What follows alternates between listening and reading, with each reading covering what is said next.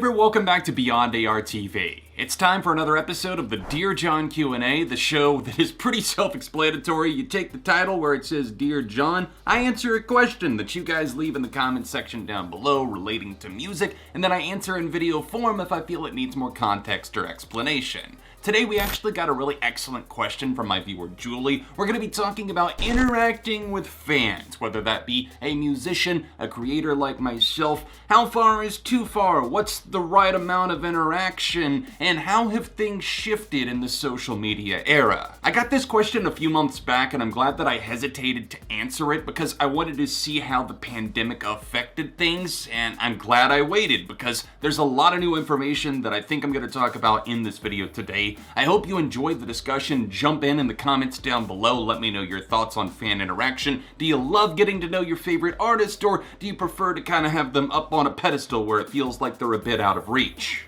Dear John, do you feel that band members interacting with fans over social media is crucial? I fear that this could burn out band members over time, but at the same time, it is wonderful to form a bond with your fans. For example, if you were a musician, how would you handle interacting with fans? Thank you for that question, Julie. A longtime viewer, I definitely recognize you and appreciate you sticking around over the years. You present a really good thought there, because interacting with fans, there is a right way to do it, and there's also a wrong way that I feel crosses a line. Starting with the basics, you have to build out your fan base somehow, and obviously a smaller band is going to be more inclined to respond to comments, whether that be on their music video on YouTube or on Twitter or on Instagram. You're probably going to get a reply or at least a like or something out of them. It can feel a bit desperate and overly enthusiastic if the bands are just following everyone that follows them or going out of their way to just follow everybody in their path to try and get your attention, or if they are interacting with you, they're replying with like, hey, go stream our record or go stream our new single. It can be overly aggressive, but also at the same time, I feel like a lot of those bands, they have this small, endearing impact where a lot of the fans feel that, hey, I'm getting to know this band at the ground level, and they're gonna remember me once they're big. I can think of a few long-running examples that come to mind instantly when I think of good connections from a band and artist to the fans. I think of the UK-based band Sports Team. They talk about how they have an open chat over WhatsApp with their fans. They promote the record there, but also they talk about other stuff. You've got The Main, who, before they even launched their Pillar community, which is obviously fan funding, think like Patreon, they've always been there for the fans. They reply to comments, they do free meet and greets, everything like that. There is a genuine connection. You've never really seen any hostility or any accusations there. It never went too far. It was just the perfect balance of, hey, this is the artist and you need to respect that there is a line, but also they're there for the fandom. Obviously, I don't want to point out any names, but we do have some unfortunate incidents of an artist crossing that line, taking advantage of fans who are excited to get to talk to their favorite artist.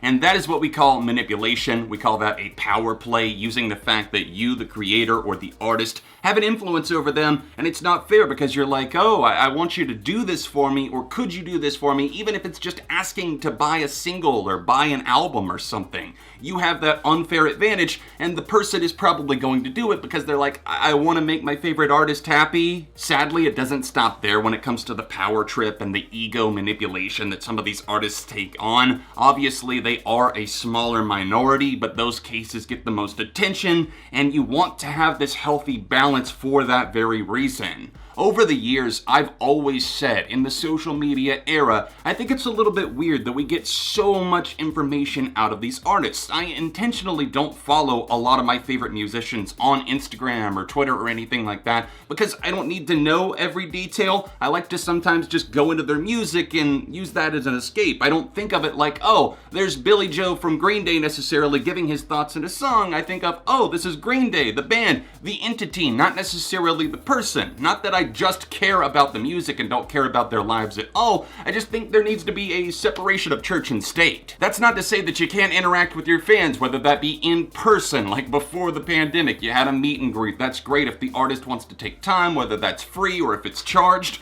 or if they just reply occasionally to fans on Instagram, make their day. It's not something where they sit down and do it for everyone, so it loses its finesse, the special feeling like, hey, I got an interaction with my fave. It's just something where you're like, okay, I'm appreciated, and I can see that they do take time out occasionally to maybe go live, to do a Q&A on Twitter, whatever it may be. Now, to continue with my thought of kind of separating things, I don't feel that the artist or the creator should ever feel obligated to reply, to just sit down and say, hey, I'm going to answer every question you ever throw my way, even if it is beyond a paywall. You have things like Patreon, Pillar, Subscribestar, everything like that where you can sign up and support your favorite creator. Now, if you're expecting to just be best friends with them or have a chat with them at every corner, that's not necessarily something that I feel is right. You can't say, well, I gave you $10 or I'm signing up here, you're supposed to be my friend, you're supposed to be there for me at every corner. And that's where things can get tricky because, again, they are supporting you. They are supporting the band, maybe your entire crew, whatever the case may be,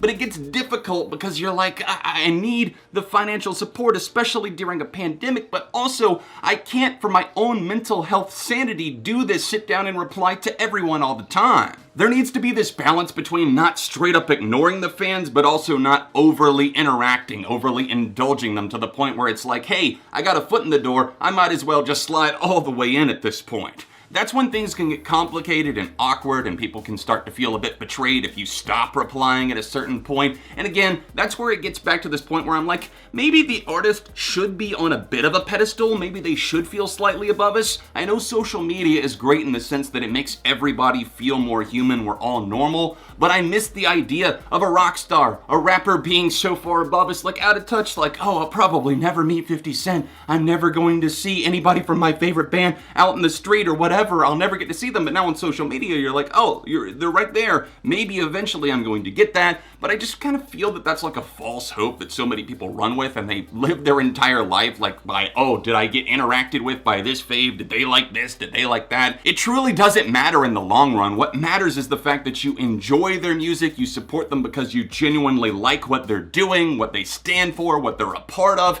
and if you happen to get that reply, if you happen to get that story, that unique experience, then that's amazing. You've got that, but you don't have to have it in order to be a fan. To circle back to Julie's final lingering point for me, how would I handle it if I was the musician? Well, I think I've done a decent job up to this point at kind of explaining that separation that I would try to have and that I hope other artists will have too. It's something where you have to see the relationship where you are the creator and they are the viewer. They are somebody that likes what you do. There is a power play involved. Obviously, a lot of people get excited if you reply to them or whatever, and I don't see myself as a big creator at all because I'm not. But how would it change? 1 million versus like 100,000 now? Well, I would still try to get to as many comments as I could. I would try to show my appreciation because I am genuinely grateful. That's why I do things like an Instagram live stream or whatever it might be where I just sit around and answer questions. It's fun, but it's also fun for the viewer. They get to see me in a different light and they get to see whoever their creator may be, somebody that they love or even have an interest in remotely. I'll pass the question off to you guys. How do you feel about interacting with your favorite creators, or if you're a creator yourself, then how do you feel about interacting with your fans? Is it something where you try to achieve that healthy balance? Do you try and get to everyone?